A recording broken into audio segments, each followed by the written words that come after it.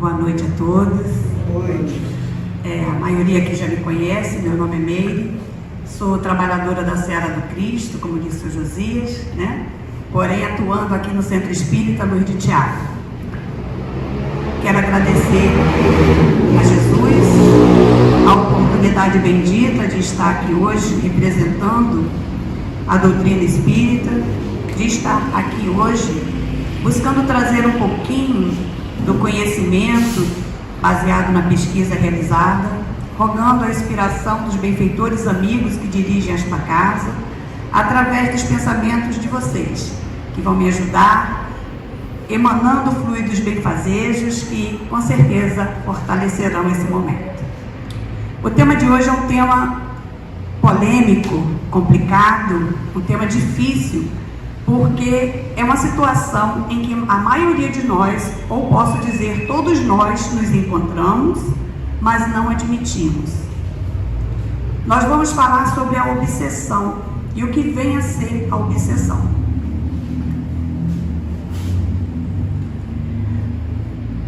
O Livro dos Médiuns, capítulo 23, item 237, diz assim: a obsessão é a ação persistente ou domínio que alguns espíritos logram adquirir sobre certas pessoas. É praticada pelos espíritos inferiores, que procuram dominar. Apresenta caracteres muito diversos, depende desde a simples influência moral, sem perceptíveis sinais exteriores, até a perturbação completa do organismo e das faculdades mentais. Então, de acordo com os espíritos, a obsessão ela é bem sutil, ela é simples, ela começa de forma bem simples. Todos nós sofremos em algum momento um processo obsessivo. Até onde vai esse processo vai depender de cada um de nós. Todos nós, muitas vezes, recebemos impulso, sugestões mentais para que façamos isso ou aquilo que sabemos que é incorreto. Vai depender de nós a aceitação da sugestão ou não. Mas essa sugestão ela não vai acontecer uma vez só, ela vai ser persistente durante toda a nossa existência. Todos os momentos da nossa vida nós estaremos sofrendo essa sugestão, essa influência do mundo espiritual inferior.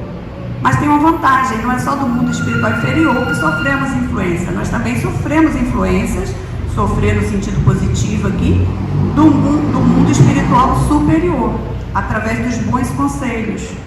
Do mesmo modo que o espírito inferior tenta nos sugestionar a determinado ato ilícito, no mesmo momento, o nosso anjo guardião, ou espírito superior que nos acompanha, nos avisa e nos alerta: não faz, está errado.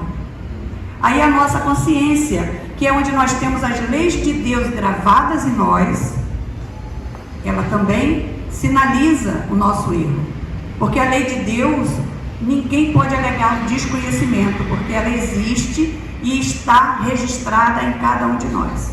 Não está na Bíblia, não está no Livro dos Espíritos, não está no Evangelho segundo o Espiritismo, não está em nenhum livro religioso. A lei de Deus está na consciência do homem. É a marca de Deus na sua criatura. Não tem aquele que não erre sabendo que está errando. Conforme ele vai se desenvolvendo, ele vai tomando mais consciência dessa lei e da importância da lei de Deus. Então, a lei de Deus ela está registrada na consciência do ser humano. Ninguém pode alegar que não sabia, porque sabe. E a obsessão ela acontece como? Quem que sofre a obsessão? Como acontece a obsessão? O que é a obsessão? O que vem a ser a obsessão? Por que Deus permite que sejamos obsidiados? Quais são os sintomas da obsessão? Como saber se alguém está sendo obsidiado ou se nós mesmos estamos sofrendo obsessão? E o mais importante, como se livrar da obsessão? Todos esses questionamentos passa despercebido, porque, como eu falei no início, na maioria das vezes nós não nos achamos obsidiados. Nós sempre fazemos tudo e achamos que fomos nós mesmos, tudo que der certo, porque o que der errado a gente põe a culpa na influência, né? Aí foi o obsessor. Se der errado, foi o obsessor. Se der certo, foi nós mesmos. Aí na questão 459 do Livro dos Espíritos, Kardec pergunta: os espíritos influem sobre os nossos pensamentos e as nossas ações? Ele influencia de alguma maneira nossos pensamentos? E a resposta foi: nesse sentido, a influência é maior do que supondes, porque muito frequentemente são eles que vos dirigem. Então, olha que resposta complexa e ao mesmo tempo intrigante. Nós somos dirigidos por espíritos? E se somos dirigidos por espíritos, influenciados a ponto de nos dirigirem, quais os espíritos que desejamos que mantenham esse controle sobre nós? Com qual afinizaremos? O que nos leva, então, a escolher? Basta a nossa vontade, entre aspas? Ou é necessário mudanças de atitudes? E falar em influência, nós sofremos a influência de espírito superior, através dos bons conselhos, através de orientações, através de alertas, através da nossa consciência. E nós sofremos influência do espírito inferior. Aí cabe aqui um parêntese, porque toda vez que nós falamos espírito inferior, a gente acha sempre que ele é uma pessoa ruim, é um ser ruim, é um ser mau. Mas na verdade, essa influência pode ser de um espírito sofredor. Não só aquele que nos deseja mal, mas aquele que está sofrendo e afinizou com o nosso sofrimento. Se eu sou uma pessoa que eu tenho tendência à depressão, tenho tendência a me martirizar, eu vou atrair para o meu convívio espíritos que afinizam com esses meus sentimentos. E daí vai ser uma simbiose. Eu vou estar trocando emoções com ele. Ele vai ficar mais depressivo por causa da minha depressão, e eu, por consequência, vou ficar mais depressiva porque ele está depressivo. E vai ser uma troca de energias, vai ser uma obsessão. Eu com ele, ele comigo. Então, não só o obsessor que deseja vingança, que deseja, que está revoltado, que vai influenciar de forma negativa em nossa vida. Tem também os espíritos sofredores. E como acontece o processo obsessivo? Primeiro, é necessário sintonia e afinidade. Como nós estávamos falando, se eu tenho uma postura, emoções depressivas, eu vou sintonizar com espíritos com a mesma sintonia. E que, se eu tiver afinidade com ele, esse relacionamento vai continuar. Se formos aquelas pessoas maledicentes que desejam mal, nós estamos sintonizando com espíritos que também compartilham das mesmas ideias. Então, para ver a obsessão, para ver essa união, é necessário ter sintonia e afinidade. Agora cabe lembrar que a sintonia ela pode acontecer de forma natural. É como nós estivéssemos sintonizando um rádio, né? Nós estamos passando, tocou uma música, eu falei isso na outra semana, tipo a semana passada, tocou um funk. Eu gosto de funk? Não gosto. Não houve afinidade, houve a sintonia, mas eu rejeitei a afinidade, porque eu não estava afim de ouvir um funk.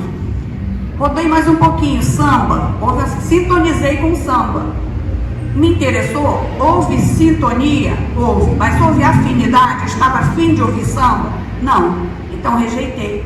Então, a afinidade, a sintonia vai acontecer de forma natural, porque nós somos antenas receptoras abertas a todas as informações.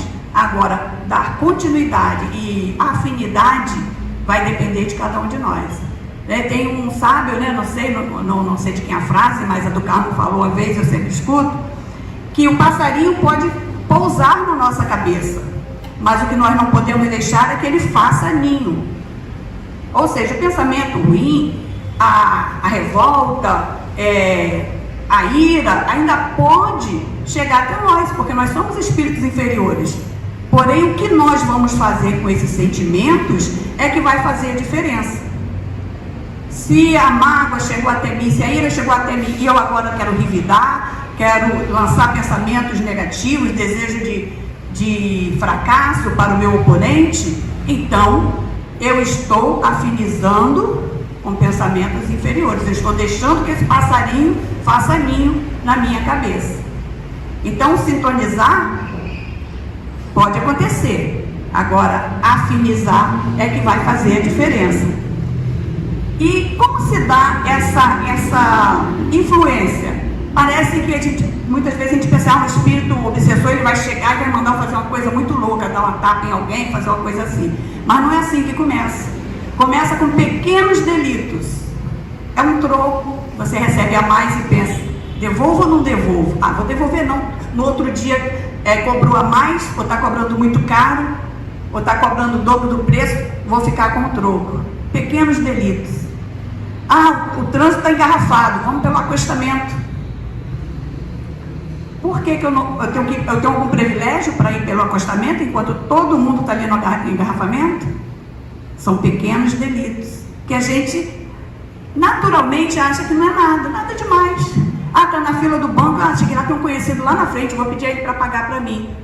Pequenos delitos. Eu conheço um empresário, vou ver se ele arruma um emprego para o meu filho. Pequenos delitos. Que direito tem meu filho a esse cargo? Que o filho do meu próximo não tenha. Então são pequenos delitos que fazem a diferença, que vão se acumulando e vão fazendo com que o ser humano se afinize com a espiritualidade inferior.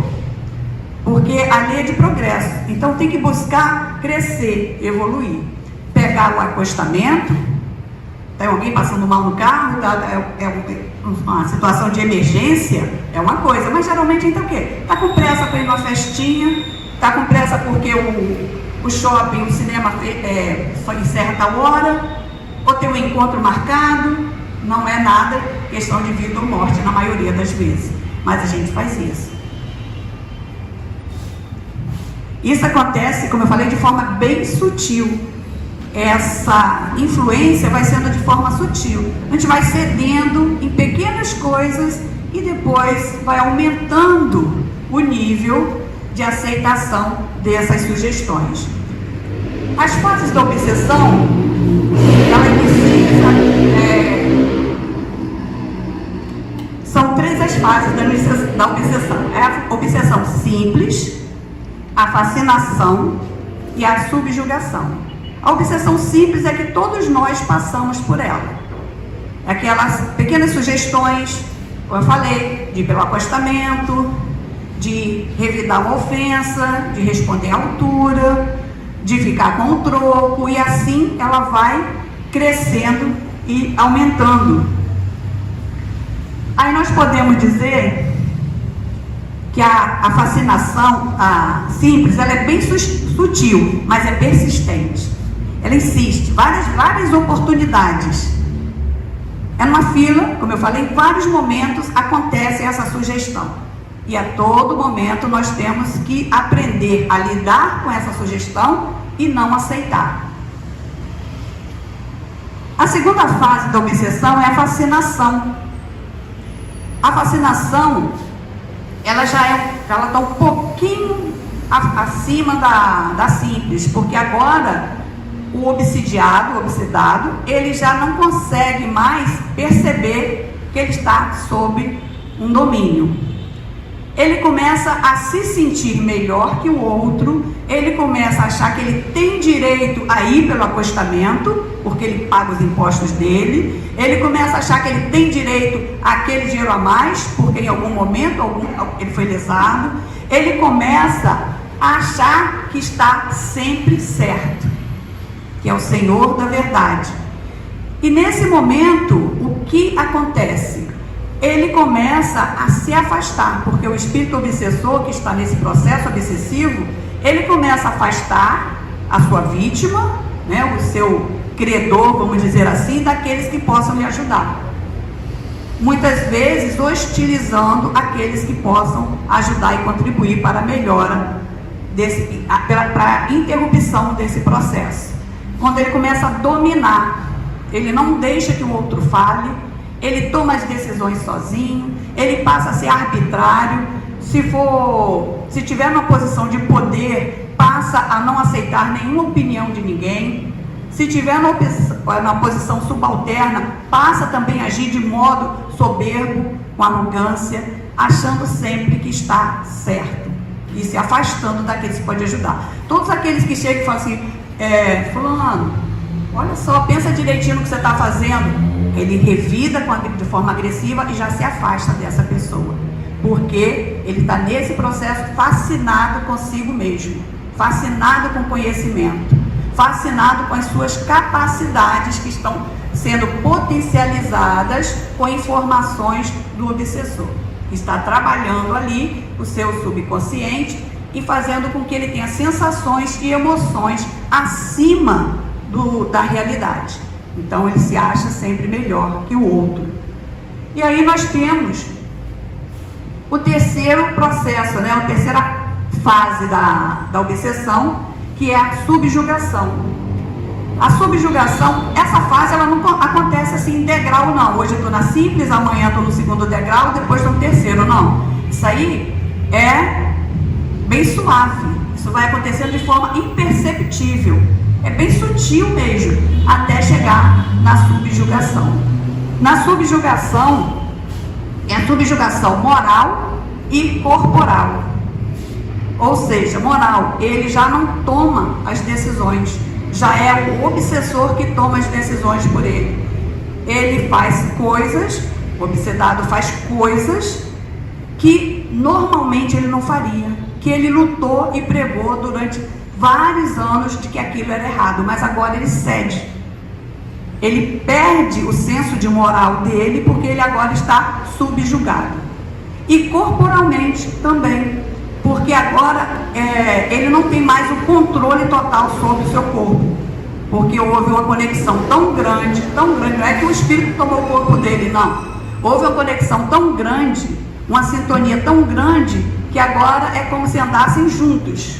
O que um faz, o outro faz. O que um deseja, o outro faz. O espírito comanda, o outro espírito aceita e o corpo faz. Repete. E é uma subjugação que chega a ser, que a pessoa subjugada, ela passa a ter até contrações, movimentos, vai andando e balança, se joga no chão. É um processo obsessivo. Ela vai andando e resolve chutar tudo. É um processo obsessivo no estágio da subjugação. Tem que ter muito cuidado para não chegar nesse ponto. Nós temos que estar alertas desde lá, do processo simples, desde o troco incorreto que recebemos, desde andar no acostamento, desde pedir vaga na fila. A gente tem que estar alertas para que a gente não chegue a essa subjugação moral, a esse controle moral. E corporal, porque trazendo isso para a mediunidade, para os trabalhadores de um centro, né, de uma reunião mediúnica, isso é perigosíssimo, não deve chegar a esse ponto. É por isso que os médios têm que estudar.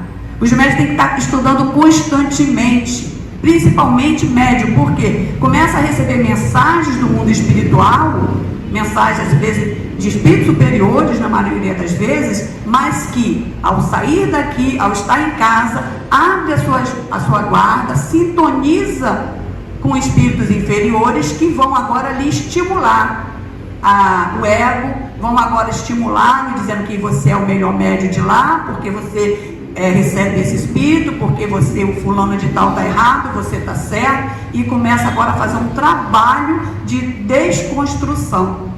Tudo aquilo que esse médium estudou, agora, se ele não estiver alerta, ele passa a fazer a trajetória inversa. E o que é pior, já com conhecimento, porque quanto mais souberdes, mais será cobrado. No caminho de ida, enquanto estava aprendendo, não sabia, não conhecia as nuances da obsessão, mas agora já conhece.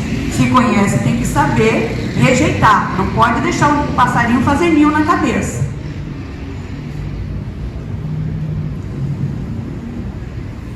Os movimentos na subjugação, como eu estava falando, muitas vezes nós vemos as pessoas andando na rua e de repente ela para, balança e se treme toda, continua andando, ou vai falando sozinho, dá com os braços, chuta areia, senta, levanta.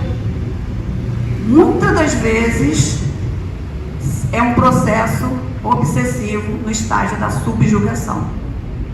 As casas de tratamento psiquiátrico, né, os chamados manicômios, não sei se o nome é esse ainda, sempre estiveram cheias de pessoas em processo obsessivo.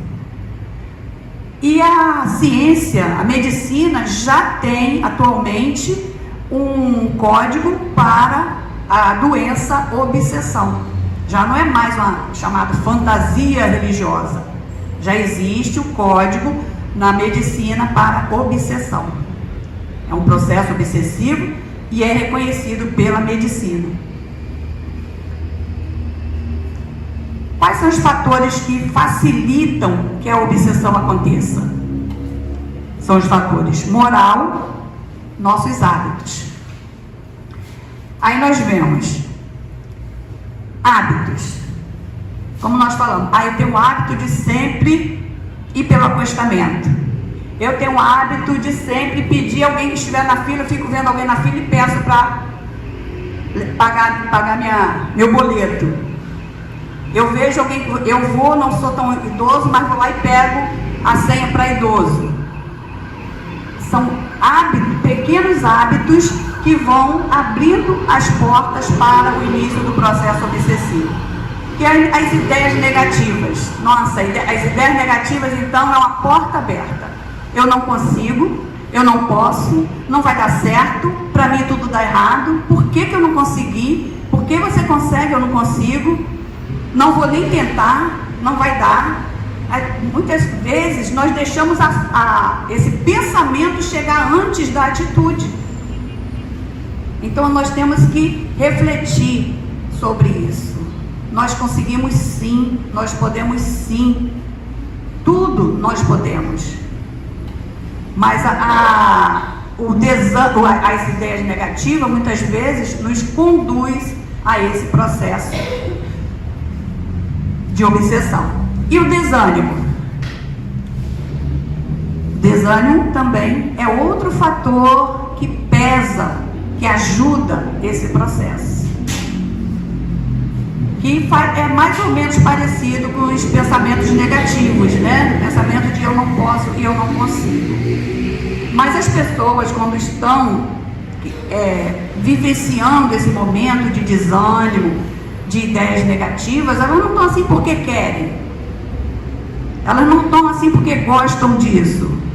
Elas estão assim porque elas estão num processo difícil de adaptação ao momento em que estão vivendo, às situações que está vivenciando, às influências que está recebendo. Ninguém entra num processo negativo porque quer.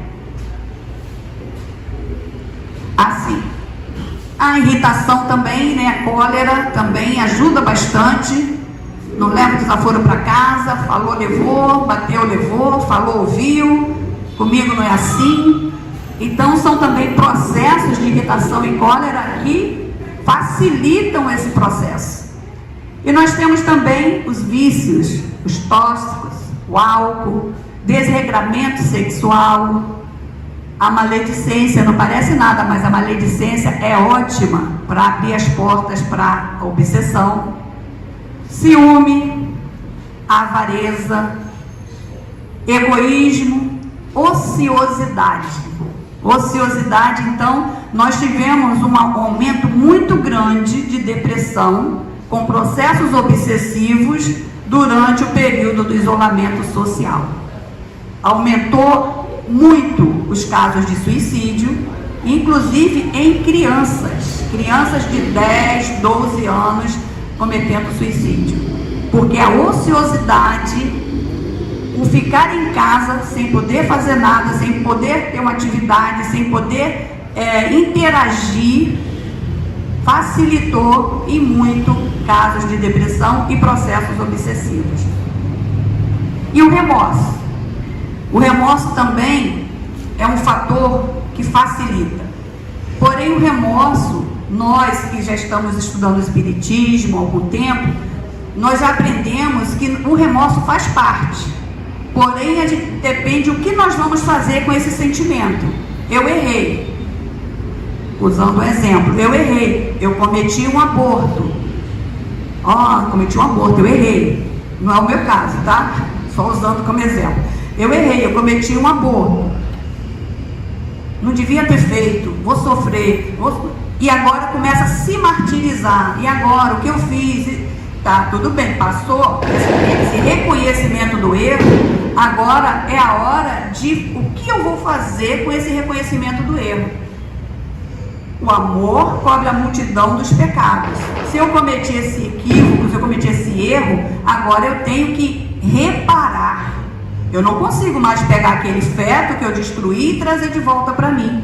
Mas eu posso ajudar pessoas, mães, jovens, mães despreparadas, orientando-as a não fazer o que eu fiz e assim salvando vidas de outras crianças. Eu posso ajudar mães que não têm condições financeiras de cuidar do seu filho, ajudando-as com aquilo que for possível materialmente, fazendo campanhas. Eu posso ir para orfanatos, me dedicar às crianças que lá estão, agora distribuindo para essas crianças o amor que eu neguei a esse filho que eu recusei. Então, o amor cobre a multidão de pecado. Eu ter remorso? Sim, é normal, cometi um erro. Agora, o que vou fazer com esse remorso? Eu tenho que transformar esse remorso em algo bom, porque nada se perde. Na lei de Deus, tudo tem que ser aproveitado. Nosso erro tem que servir para o nosso acerto. Nada fica perdido. Mas se nós dermos brecha para todas essas, todos os itens aqui enumerados, né, todas essas portas para a obsessão, aí sim, a situação fica complicada e nós podemos chegar ao processo obsessivo da subjugação. Os sintomas, né, a gente já falou aqui quais são os sintomas do obsedado, e agora nós vamos ver quem são os participantes desse cenário. Até agora nós falamos de obsessão de um espírito desencarnado para uma pessoa encarnada, né? Eu penso, ele vem, afiniza comigo e começa a me influenciar. Mas existe também a obsessão do encarnado para o desencarnado. Muitas vezes o desencarnado está tentando se livrar do nosso jugo, porque nós o mantemos cativo com os nossos pensamentos. Acontece muito com os entes queridos nossos. Esposas que perdem o companheiro, o cônjuge, e se liga a ele mentalmente, buscando e o trazendo para sua casa todos os dias, porque eu preciso, porque eu quero fulano, eu não consigo viver, porque eu estou assim por causa dele, e começa cobranças e lamentações que obsidiam o espírito que está já no mundo espiritual, tentando progredir, tentando evoluir. É um processo obsessivo de encarnado para desencarnado, e muitas vezes fazendo pedidos a espíritos desencarnados, fazendo pedidos de ajuda aqui, ajuda fulano, ajuda ciclano, faz isso, faz aquilo, como se o espírito agora que desvestido do corpo, agora virou escravo da família, que quer que faça às vezes muitas coisas que não fazia quando estava encarnado, e isso atormenta, magoa e atrapalha o desenvolvimento desse desencarnado. E nós temos também a obsessão de desencarnado para desencarnado. O espírito desencarnado influenciando outro espírito desencarnado. Do mesmo jeito, o processo é o mesmo. Não é porque está sem o corpo que é diferente. Pensa do mesmo jeito, procura fazer coisas erradas do mesmo jeito, e então entra no processo obsessivo. E o processo obsessivo do desencarnado para o encarnado, que é isso que a gente já conhece, né? Que estava falando aqui, é o que a gente mais percebe. Mas existe também o processo Eu acho que eu pulei ali do encarnado para o encarnado, né? Eu pulei esse. Do encarnado para o encarnado, é aquele amor possessivo. Aquele costuma, né, a se apresentar como aquele amor possessivo. A outra pessoa não pode fazer nada sem que aquele permita, sem que aquele saiba, sem que aquele dê sua opinião. Ela fica subjugada à vontade do outro. Acontece muito entre casais, entre pais e filhos. Muitas vezes também no trabalho, quando aquele que tem o poder, ele acha que os seus subalternos, que os seus funcionários são ali seus subjugados, são apenas funcionários. E ali começa às vezes um trabalho obsessivo, que às vezes aquele funcionário não consegue nem chegar em casa e ter uma noite de sono tranquila, porque ele está sob toda aquela pressão que sofreu durante o dia. E a auto-obsessão, é quando a própria pessoa entra nesse processo obsessivo. E quem são? Obsessor e obsedado. Quem são? O obsessor é alguém como nós, que ainda vibra nas faixas tormentosas do passado. Alguém como nós, que temos vontades que não foram satisfeitas, que temos sonhos, desejos, anseios, que queremos bens materiais ou não, mas que desejamos alguma coisa. São pessoas como nós, são espíritos como nós. Esse é o obsessor. E quem é o obsedado? Somos quase todos nós que ainda vibramos nas faixas tormentosas do passado. Ou seja, nós somos obsessores também. E nós também somos obsedados. Muitas vezes nós fazemos uma obsessão com um ente querido. Um trabalho muitas vezes, quando nós trabalhamos com um filho e a gente fica para esse filho, você não consegue, você não faz nada direito, tudo que eu mando fazer você faz errado.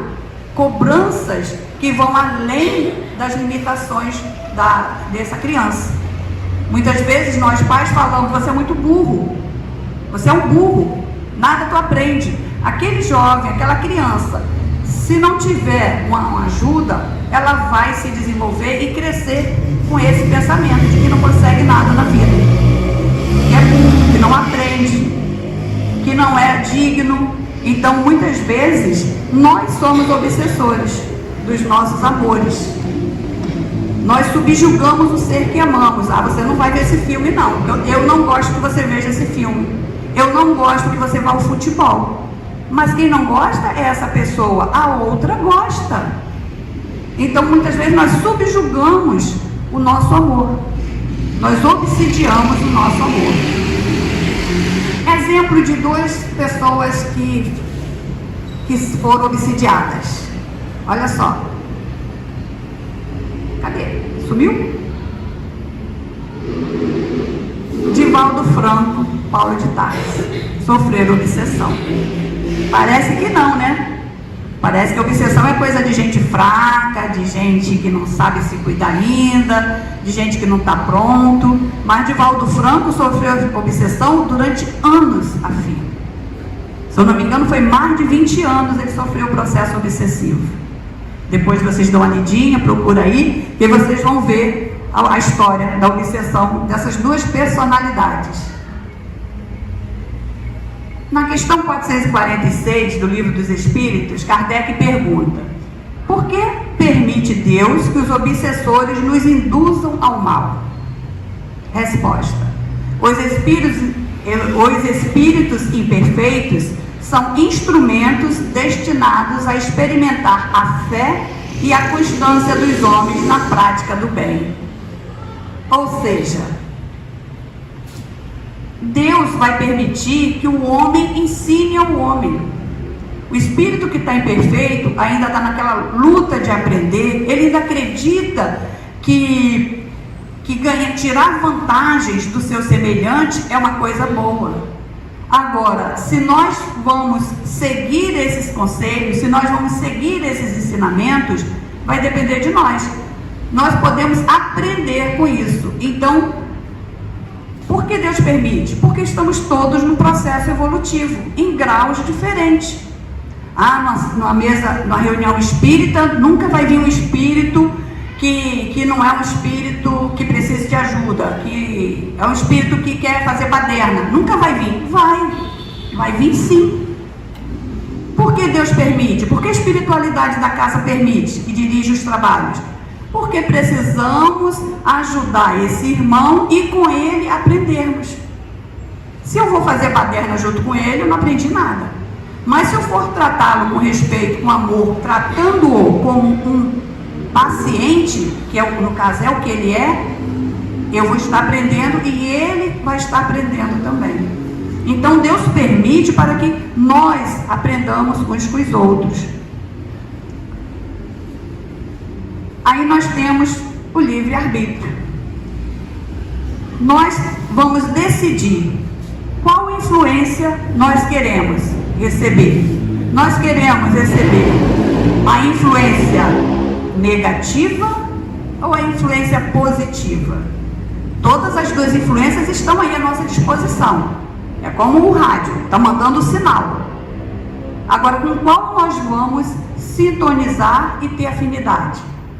Eu vou aceitar aquela sugestão de vai na casa espírita, vai estudar, aproveita que não está fazendo nada hoje, visita um asilo. Ou então, olha só, aquela tua vizinha, aquele teu vizinho está passando necessidade, você está com coisas sobrando em casa, ajuda. Lá na rua tem um morador de rua, tá sem casaco, tá sem agasalho, vai lá, leva alguma coisa para ele. Vocês acham que essas sugestões que eu acabei de falar são de espírito inferior ou superior? Agora, se eu escuto, tá, todo mundo tá errado aí, tá tudo errado, não fica aí não, sai daí. Para que você vai ajudar? Não fez nada, vagabundo, o dia todo aí, ó, ficou na rua. Para que vai ajudar? Vai se drogar. Se você der dinheiro, ele vai beber. Dá um prato de comida não, que vai sobrar dinheiro para ele gastar. Nessa casa espírita aí, ó, ninguém entende nada. Qual foi a categoria do espírito que acabou de dar essas sugestões? Superior ou inferior? Então, com qual eu vou afinizar? A decisão é minha, é o livre-arbítrio. Com qual eu vou afinizar? Lógico, nós não conseguimos afinizar 100% com as sugestões positivas, com a influência positiva, porque nós somos ainda muito inferiores. Então, na maioria das vezes, se eu tiver com pressa, eu vou dar um pulinho pelo acostamento. Aí, na hora, eu vou lembrar, está errado. Olha, todo mundo na fila, por que eu estou fazendo isso? Então, depende de nós. A obsessão depende de utilizarmos o nosso livre-arbítrio para o nosso benefício. E tem cura? Tem tratamento? A desobsessão. A desobsessão é um trabalho reverso à obsessão. E onde e como tratar-se? Primeiro lugar para tratar é na família. É a família acolher, ajudar, buscar orientar, buscar conduzir essa pessoa que está nesse processo obsessivo para os locais apropriados, aconselhando, influenciando, ensinando boas maneiras, mas isso não é de agora só adulto não, já é desde bebezinho, desde criança, porque muitas vezes a criança está ali brincando com brinquedos caros e todos inteirinhos. Chega um coleguinha, a criança abraça seus brinquedos, guarda no guarda-roupa e fica brincando de papel rasgadinho com o colega. Aí a mãe pensa, nossa, meu filho é tão cuidadoso, né? Ele guardou direitinho os brinquedos. Não, ele foi egoísta. Ele não quis dividir os brinquedos dele. Essa semana eu ouvi uma criança falar isso. Egoísmo. Não é cuidado, é egoísmo. Não, ele não deixa ninguém quebrar o que é dele, ele é cuidadoso, egoísmo. Então, se a gente for já de pequeno, já cuidando, já tratando, já educando essas emoções, esses vícios que as crianças têm, que depois se reflete no adulto, agora muito maior, mais potencializado, a gente tem que tratar de pequeno. Mas quando acontece, chega na maturidade e não cuidou, aí cabe também a família toda ajuda nesse processo. E além da família, há também o processo religioso. A busca por encontrar a religião, se religar com Deus, religar com os ensinamentos do Cristo, fazer com que conduzir esse obsedado para templos religiosos que sejam da afinidade dele. Se ele se sente bem numa igreja protestante, que ele seja conduzido para a igreja protestante, que aqueles que são espíritas na família, que façam orações para ele, porque lá ele está se encontrando, lá ele está se harmonizando, lá ele está conseguindo conter seus impulsos, lá ele está recebendo ótimos ensinamentos. Se ele afiniza com a Umbanda, com o Candomblé, é lá que ele se sente bem, é lá que ele encontra Deus, ótimo, que ele vá para lá e que, se tiver família espírita também, que ponha o nome dele nos trabalhos de oração, de prece, para que ele melhore e para que ele consiga se livrar desse obsessor. Se livrar não, é aprender a conviver, a lidar, para que cada um siga o seu caminho.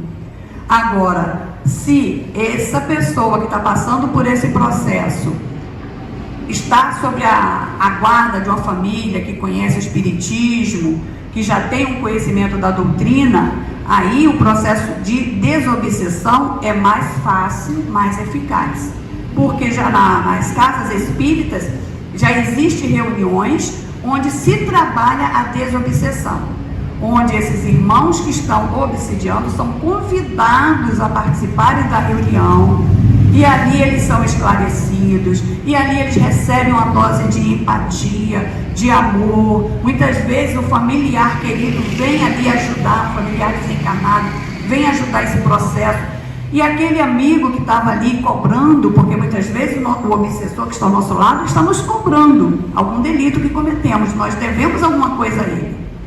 E muitas vezes nessas reuniões de desobsessão, esse irmão é esclarecido e se mostra, em um grande número de vezes, superior moralmente e em nível também espiritual ao seu obsedado. Só que ele estava cego pelo ódio, estava cego pela mágoa, cego pelo rancor.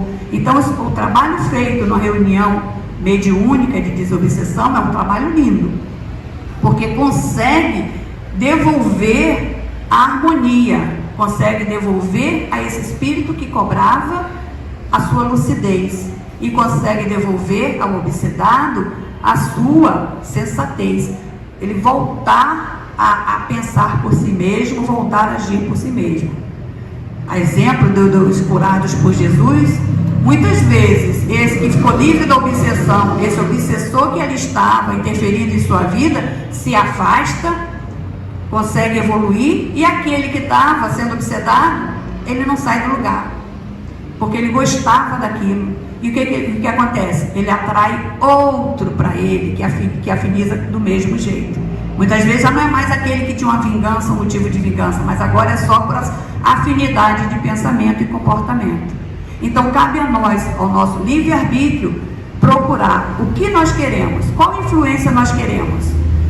E nós, como estamos influenciando o nosso semelhante? Qual tipo de pensamentos estamos enviando para o nosso semelhante? Pensamentos de elevação, pensamentos nobres, incentivos de segue em frente, força, fé, coragem, Deus está do teu lado, não desanima. Ou pensamento de faz isso mesmo, está certo, assim mesmo, tem que revidar, não aguenta não leva desaforo. Nós estamos sendo obsessores também? Se estamos, está na hora da gente parar, refletir e analisar se queremos ser obsessores, se queremos ser obsedados ou se queremos seguir livres na nossa jornada para o progresso, é o nosso livre-arbítrio. E eu desejo receber influência de espíritos superiores, quero muito, apesar de muitas vezes ceder a influências negativas, mas o meu desejo, o meu propósito é alinhar com a espiritualidade superior, e eu espero que seja o propósito de todos nós. Vamos ficar por aqui, muito boa noite, obrigada a todos.